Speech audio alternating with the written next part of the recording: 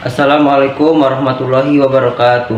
Alhamdulillahilladzi hadana li hada wa ma kunna linahtadiya hadallah. Asyhadu an la ilaha illallah wa asyhadu anna Muhammadar kalimul ghafar wa asyhadu anna Muhammadan abduhu wa habibul mukhtar. Allahumma sholli ala sayyidina Muhammad wa ala ali sayyidina Muhammad minal muhajirin wal ansar. Amma ba'du. Perkenalkan, saya Ilham, dinilai santri Ponpes Salafi Modern Nurul Kalam Cipaban Indonesia.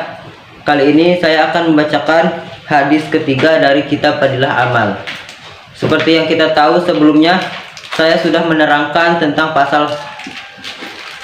tentang hadis ke-1 dan ke-23 tentang pasal keutamaan sholat. Kali ini saya akan menjelaskan hadis yang ketiga. Silahkan untuk disimak.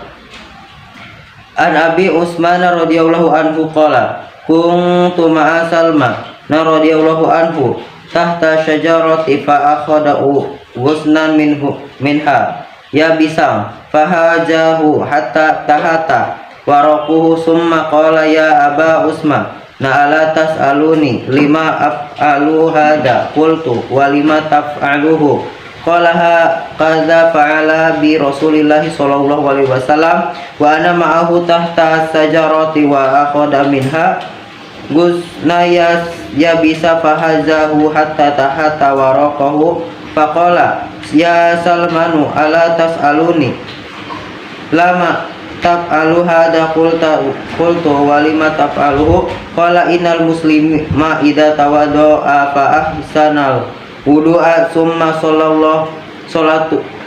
salati lam husmatahatat khotoyahu kama tahatat hadal waraqu wa qala aqimi sholata warafa innahari wa zulfa minal laili innal hasanati yudhib nasabiati wa dalika dzikra lil dzikri.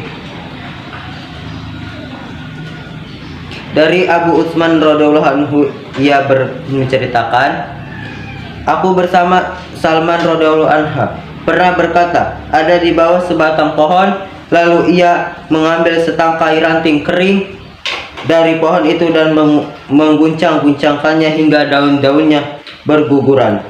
Lalu ia berkata, wahai Abu Utsman, mengapa engkau tidak bertanya kepadaku, mengapa aku berbuat begini?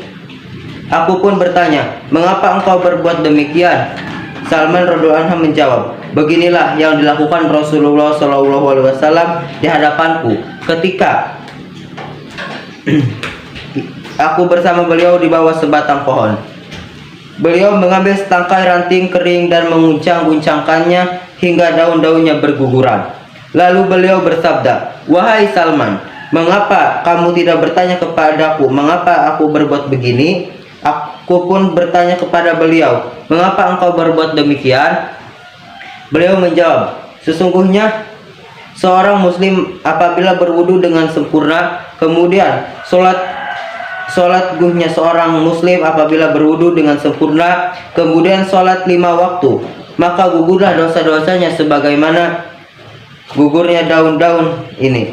Lalu beliau membacakan ayat Al-Quran surah Hud ayat 114 yang artinya, dan dirikanlah sholat pada kedua tepi siang, pagi dan petang, dan pada sebagian permulaan malam. Sesungguhnya amal-amal kebaikan itu menghapuskan amal-amal kejahatan, dosa-dosa. Itulah peringatan bagi orang-orang yang mau ingat kepada Allah Subhanahu wa taala. Hadis riwayat Tabrani, Nasai, At-Tirmidzi.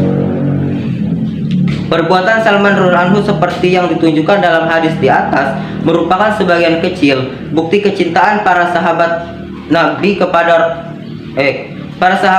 Nabi Shallallahu Alaihi Wasallam. Siapapun yang mencintai orang lain, maka ia akan meniru tingkah lakunya orang yang dicintainya. Orang yang telah merasakan manisnya cinta tentu memahami hakikat ini dengan baik. Begitulah keadaan para sahabat dalam menyampaikan sabda-sabda Nabi Muhammad SAW.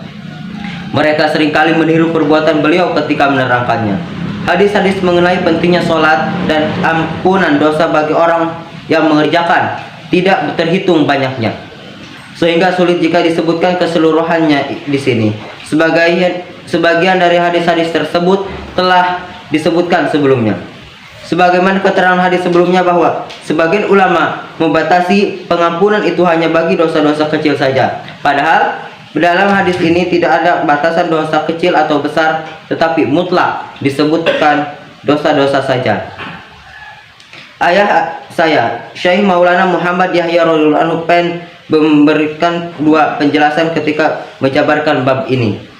Pertama, menanggung dosa besar adalah sesuatu yang tidak mungkin bagi seorang muslim karena hal itu adalah sesuatu yang sulit baginya.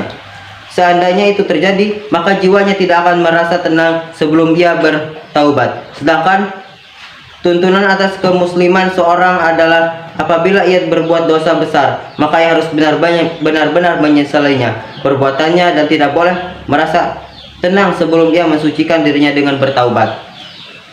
Ampunan mengenai dosa kecil. Sedangkala seorang tidak begitu memperhatikan dan mempedulikan sehingga dosa-dosa kecil itu masih tetap ditanggungnya, maka melalui sholat dan ibadah-ibadah lainnya dosa-dosa kecil itu akan diampuni. Kedua, seorang yang melakukan sholat dengan ikhlas serta menunaikan adab-adab sunnahnya berarti sudah bertaubat dan beristighfar beberapa kali. Karena apa penghujung bacaan tahiyat akhir pun terdapat doa permohonan ampun sebagai berikut. Allahumma inni dolamtu nafsi dulman kasyiron wala yaghfiru dunuba illa anta faghfirli faghfirta min indika warhamni innaka antal ghafurur rahim. Ya Allah, sesungguhnya aku telah menganiayai diriku dengan aniaya yang banyak. Tidak ada dapat mengampuni dosa-dosa selain Engkau, maka ampunilah aku dengan ampunan darimu dan sayangilah aku, sesungguhnya Engkaulah yang Maha Pengampun lagi Maha Penyayang.